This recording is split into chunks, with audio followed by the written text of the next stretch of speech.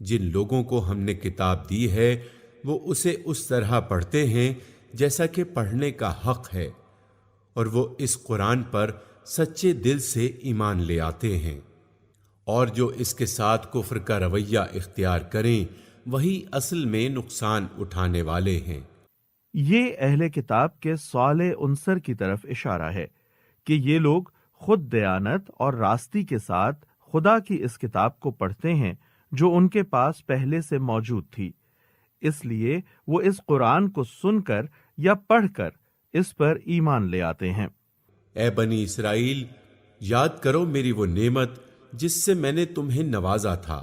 اور یہ کہ میں نے تمہیں دنیا کی تمام قوموں پر فضیلت دی تھی، اور ڈرو اس دن سے جب کوئی کسی کے ذرا کام نہ آئے گا، نہ کسی سے فدیہ قبول کیا جائے گا، نہ کوئی سفارش ہی آدمی کو فائدہ پہنچائے گی، اور نہ مجرموں کو کہیں سے کوئی مدد پہنچ سکے گی۔ یاد کرو کہ جب ابراہیم کو اس کے رب نے چند باتوں میں آزمایا اور وہ ان سب میں پورا اتر گیا تو اس نے کہا، میں تجھے سب لوگوں کا پیشوا بنانے والا ہوں۔ ابراہیم نے عرض کیا، اور کیا میری اولاد سے بھی یہی وعدہ ہے؟ اس نے جواب دیا، میرا وعدہ ظالموں سے متعلق نہیں ہے۔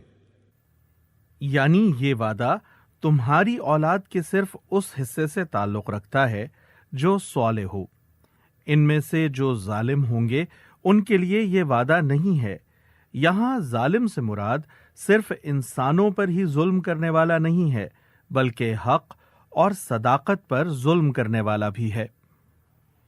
اور یہ کہ ہم نے اس گھر یعنی کعبے کو لوگوں کے لیے مرکز اور امن کی جگہ قرار دیا تھا، اور لوگوں کو حکم دیا تھا کہ ابراہیم جہاں عبادت کے لیے کھڑا ہوتا ہے اس مقام کو مستقل جائے نماز بنا لو،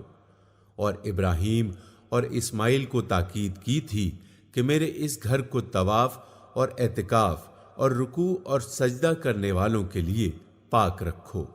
اور یہ کہ ابراہیم نے دعا کی، اے میرے رب، اس شہر کو امن کا شہر بنا دے،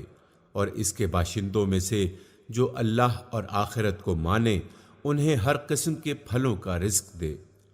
جواب میں اس کے رب نے فرمایا، اور جو نہ مانے گا دنیا کی چند روزہ زندگی کا سامان تو میں اسے بھی دوں گا، مگر آخر کار اسے عذاب جہنم کی طرف گھسیٹوں گا، اور وہ بدترین ٹھکانہ ہے۔ اور یاد کرو ابراہیم اور اسماعیل جب اس گھر کی دیواریں اٹھا رہے تھے تو دعا کرتے جاتے تھے، اے ہمارے رب، ہم سے یہ خدمت قبول فرما لے، تو سب کی سننے اور سب کچھ جاننے والا ہے۔ اے رب، ہم دونوں کو اپنا مسلم یعنی مطیع فرمان بنا، ہماری نسل سے ایک ایسی قوم اٹھا جو تیری مسلم ہو، ہمیں اپنی عبادت کے طریقے بتا اور ہماری کوتاہیوں سے درگزر فرما، تو بڑا معاف کرنے والا اور رحم فرمانے والا ہے۔ اور اے رب، ان لوگوں میں خود انہی کی قوم سے ایک رسول اٹھائیو